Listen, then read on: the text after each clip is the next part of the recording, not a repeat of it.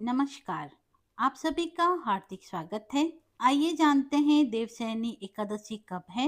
देवशयनी एकादशी का महत्व क्या है, आखिर क्यों विष्णु भगवान 4 महीने के लिए योग निद्रा में चले जाते हैं और पारण का समय क्या है।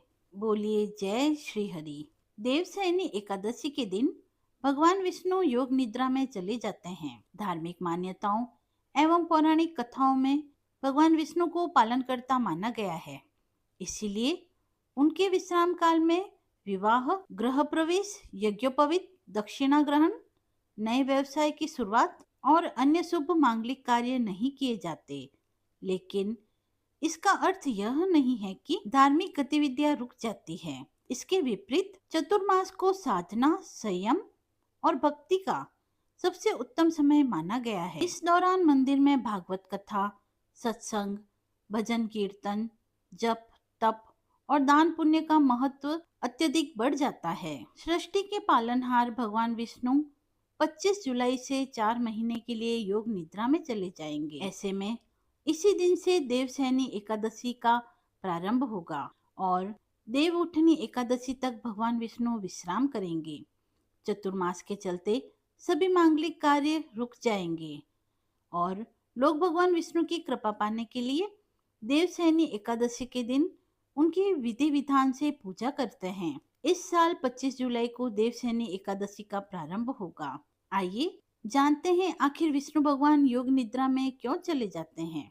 एक बार राजा युधिष्ठिर ने भगवान श्री कृष्ण से पूछा, प्रभु, आषाढ़ शुक्ल पक्ष की एकादशी का नाम और उसका महात्म्य क्या है? मैं आपके श्रीमुख से सुनना चाहता हूँ। श्री कृष्ण ने कहा, युधिष्ठिर, आषाढ़ शुक्ल पक्ष की एकादशी का नाम शयनी अर्थात देव शयनी है। इसको हरि शयनी एकादशी भी कहा जाता है। यह पुण्य पुंज देने वाली, भगवान श्री हरि को संतुष्ट करने वाली, सर्व पापनाशक, आरोग्यवर्धक, दोषों को हरने वाली, गुणों को भरने वाली तथा स्वर्ग और मोक्ष देने वाली एकादशी है। इसका व्रत करना सर्वोत्तम होता है। इस व्रत को रखने से तीनों सनातन देवताओं ब्रह्मा, विष्णु, महेश की पूजा करने का फल प्राप्त होता है।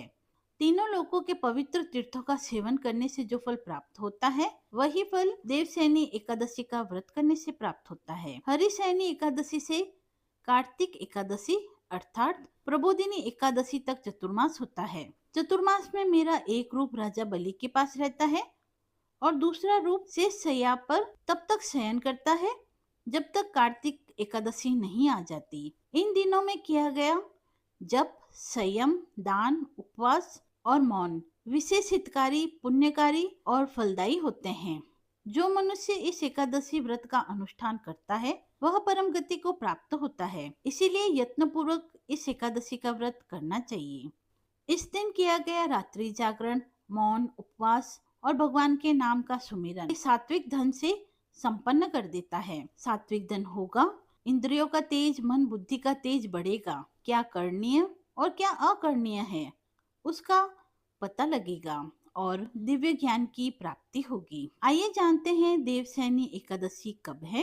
पंचांग के अनुसार आषाढ़ माह के शुक्ल पक्ष की एकादशी तिथि का प्रारंभ 24 जुलाई को सुबह 9:12 से होगा। वहीं इस तिथि का समापन 25 जुलाई को सुबह 11:34 पर होगा। ऐसे में उदया तिथि के अनुसार देवशयनी एकादशी का व्रत 25 जुलाई को रखा जाएगा।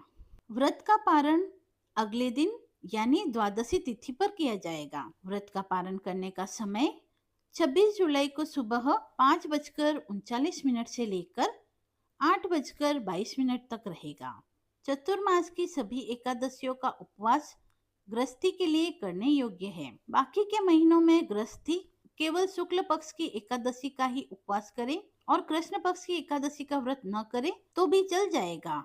अर्थात वर्ष भर में 12 एकादशी शुक्ल पक्ष की और 4 एकादशी कृष्ण पक्ष की, कुल मिला के गृहस्थी को 16 एकादशी का उपवास अवश्य ही करना चाहिए। यदि आपको यह सारी जानकारी पसंद आई हो तो आप कमेंट बॉक्स में जय श्री हरि लिखकर अपनी भक्ति को व्यक्त करें। मिलते हैं अगले वीडियो में, तब तक के लिए धन्यवाद।